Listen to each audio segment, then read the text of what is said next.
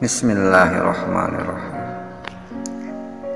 Khalid bin Walid, si pedang Allah yang terhunus.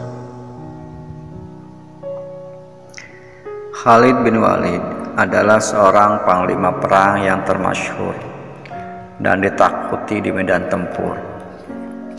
Ia mendapat julukan pedang Allah yang terhunus. Dia adalah salah satu dari panglima perang penting yang tidak terkalahkan sepanjang karirnya.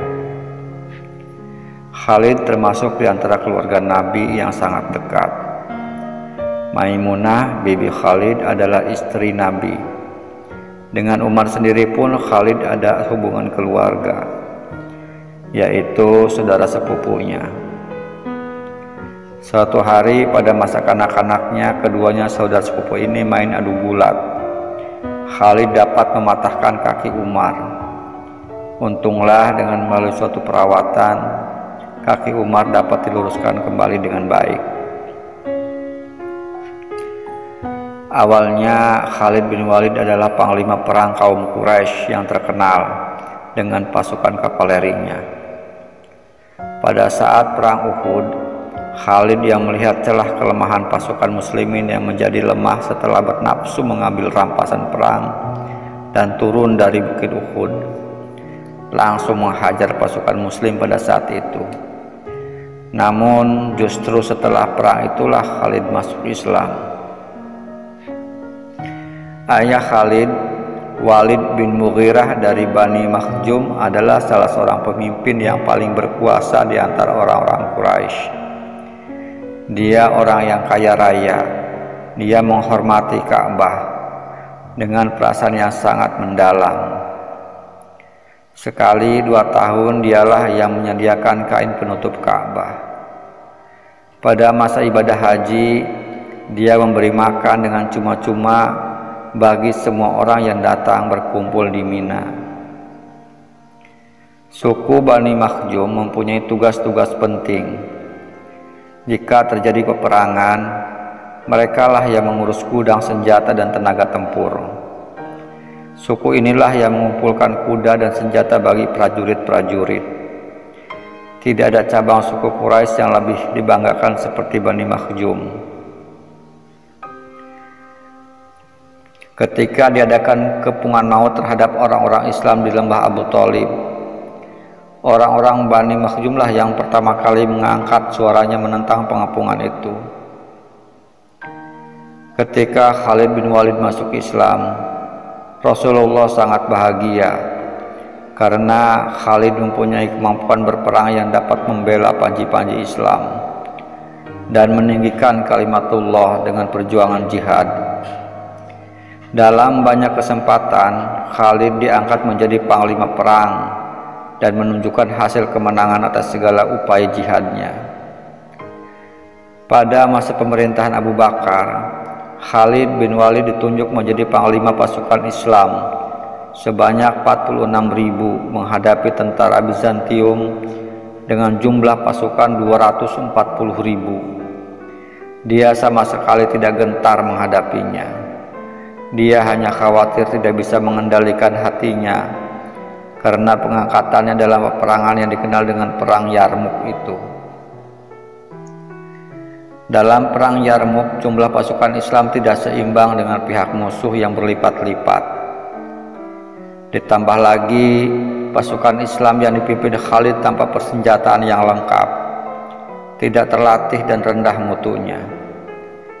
Ini berbeda dengan angkatan perang Romawi yang bersenjata lengkap dan baik, terlatih dan jumlahnya lebih banyak. Tetapi bukan Khalid namanya jika tidak mempunyai strategi perang. Dia membagi pasukan Islam menjadi 40 kontingen dari 46.000 pasukan Islam untuk memberi kesan seolah-olah pasukan Islam terkesan lebih besar dari musuh.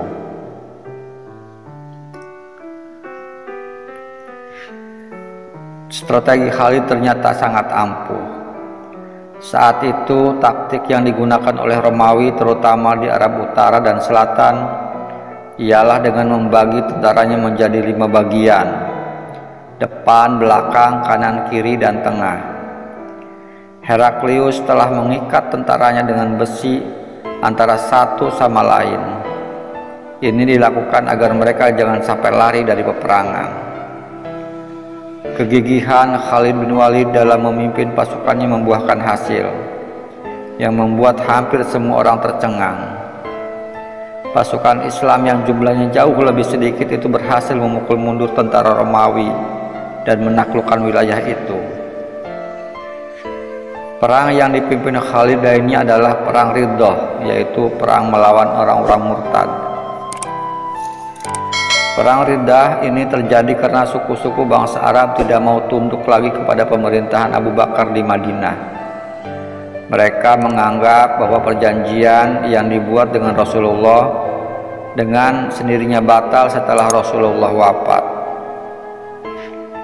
Oleh sebab itu, mereka menentang Abu Bakar karena sikap keras kepala dan penentangan mereka yang dapat membahayakan agama dan pemerintahan. Maka Abu Bakar mengutus Khalid bin Walid untuk menjadi jenderal pasukan perang Islam untuk melawan kaum murtad tersebut. Hasilnya kemenangan ada di pihak Khalid. Masih pada pemerintahan Abu Bakar, Khalid bin Walid dikirim ke Irak dan dapat menguasai Al-Hirah pada 634 Masehi. Kemudian Khalid bin Walid diperintahkan oleh Abu Bakar meninggalkan Irak untuk membantu pasukan yang dipimpin oleh Usamah bin Zaid. Ada kisah yang menarik dari Khalid bin Walid. Dia memang sempurna di bidangnya, ahli siasat perang, mahir segala senjata, piawai dalam berkuda, dan karismatik di tengah prajuritnya. Dia juga tidak sombong dan lapang dada, walaupun ia berada dalam puncak popularitas. Hal ini ditunjukkan saat Khalifah Umar bin Khattab mencopot sementara waktu kepemimpinan Khalid bin Walid tanpa ada kesalahan apapun. Menariknya, ia menuntaskan perang dengan begitu sempurna. Setelah sukses, kepemimpinan pun ia serahkan kepada penggantinya, Abu Ubaidah bin Jarrah. Khalid tidak mempunyai obsesi dengan ketokohannya. Dia tidak menjadikan popularitas sebagai tujuan. Itu dianggapnya sebagai sebuah perjuangan dan semata-mata mengharapkan ridho Sang Maha Pencipta. Itulah yang ia katakan menanggapi pergantiannya.